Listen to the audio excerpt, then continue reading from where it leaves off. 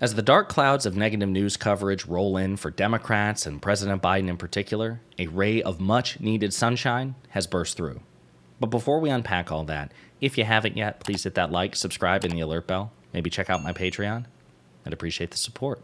All right, folks, so we got a situation of bad news and then good news. And the good news, I think, and I say this as an infamous cynic, actually outweighs the bad news. But let's knock the bad news out first. So as you know, because we've discussed this in previous videos, the media and political system in the United States, the ecosystem, are heavily advantaged for the progressive right and the Republican Party, and heavily disadvantageous for the progressive left and the Democratic Party. And it makes Democrats' job, which is already challenging enough, that much harder.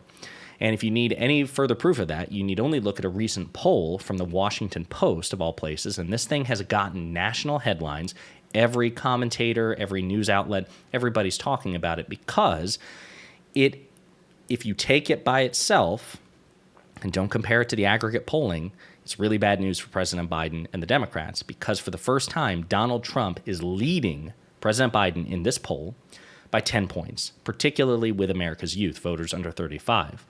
Now, by itself, in a vacuum, that is really bad news. But as the Washington Post itself notes, this thing is probably an outlier because it is so wildly incompatible, so wildly incongruous with the aggregate polling. And there is absolutely no way that Donald Trump leads Joe Biden in youth polling, let alone by 10 percentage points. But everybody's talking about it.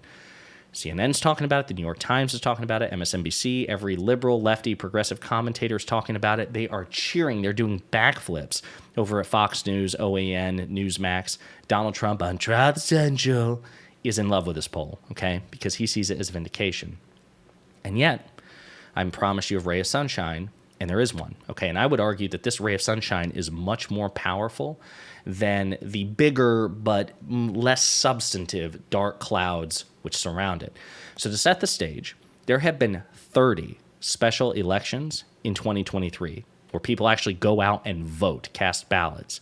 And in 30 of those special elections, which have occurred across the country, Democrats have overperformed in 24 out of 30.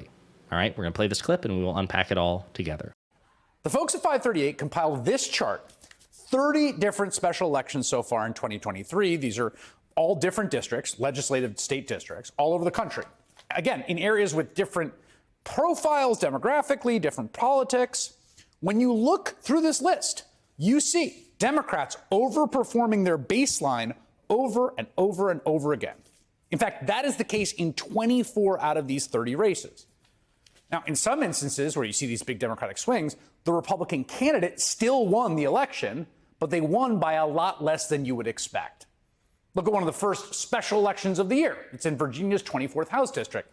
The Republican won resoundingly by 25 points, but that was a 14-point underperformance for the party. Or look at Pennsylvania's 35th House District. Democrat won by 49 points, overperforming for the district by 37. Even in Kentucky, the Democrats swung Senate District 19 29 points to the left. And we've seen it in Georgia and in Wisconsin, in New York, in Louisiana, in Maine and Tennessee. The combined average of all 30 of these races, again, a somewhat random sample of the country, shows Democrats overperforming the baseline margin by 11 points. This is a real phenomenon. It's really there. It's not polling. It's real. It represents what you might even cheekily call the silent majority. Folks showing up to register their preference in the only polls that really matter. The polls that you cast your ballot, okay? Now, I think that this is a very persuasive case because here's the thing. I'm not going to sit here and knock polling. Polling has always been imperfect, but it is a fairly reliable, when done right, it is a fairly reliable tool. But what does it measure? It measures a sample's preference in a certain place in a certain time. We're talking about people's attitudes, according to polling, 13, 14 months away from the 2024 election. A lot of things can change between now and then. We've seen polling shift dramatically for various candidates and various parties over that sort of span. So it's not that we shouldn't take it seriously. We should. Democrats, the operatives, people running the campaign should absolutely be having these things in their mind and work viciously, ruthlessly to correct them as much as possible. use them to course correct as much as needs be. But these special elections, they're not just measuring a preference, a person, just giving an opinion or speaking, answering a question with no stake in the game 14 months away. These are people actually putting their money where their mouths are by casting a ballot, which does have consequence. And in that context, Democrats overperforming in 24 out of 30 special elections, that's huge. Now, MSNBC goes into more detail in a written piece which accompanies that Chris Hayes clip. And they point out that, again, they give examples, they go into more details about, special elections in Tennessee, but there's a couple in Pennsylvania which really stood out.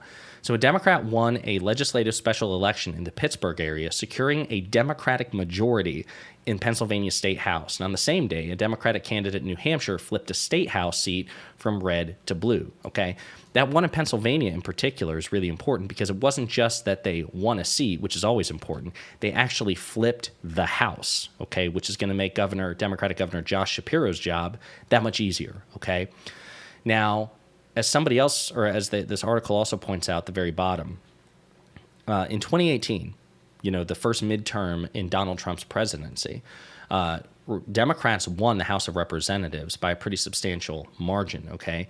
And as a Trump advisor, Corey Lewandowski, pointed out well before that election in February 2018, so well ahead of the midterm elections themselves in which Democrats won, he noted ominously that Democrats were winning elections in places where they shouldn't be, based on the math.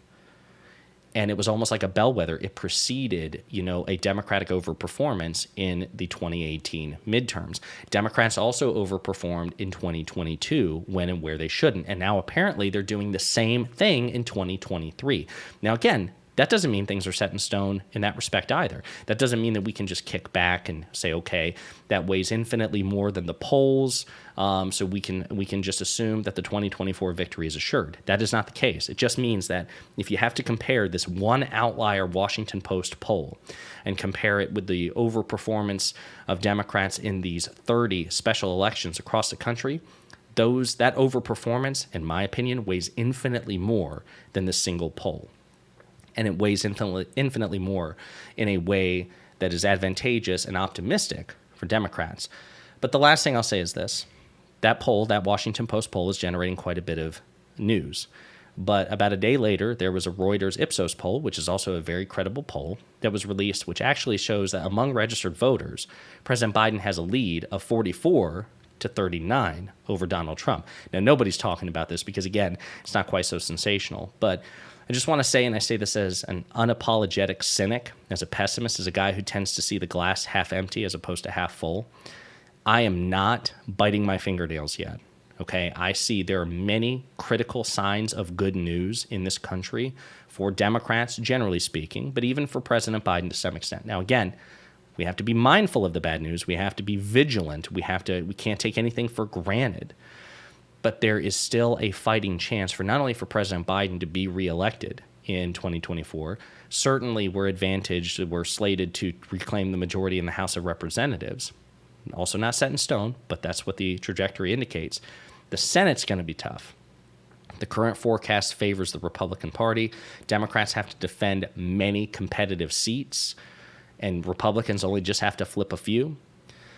But there, again, are positive signs here. We have to work hard, you and I and everybody else in the progressive left, anybody who basically doesn't want a fascist like Donald Trump and his supporters, his enablers, to reclaim the levers of power in this country. We have to take these signs, we have to suffuse ourselves with as much optimism as possible, and we have to do the work. So let's do the work.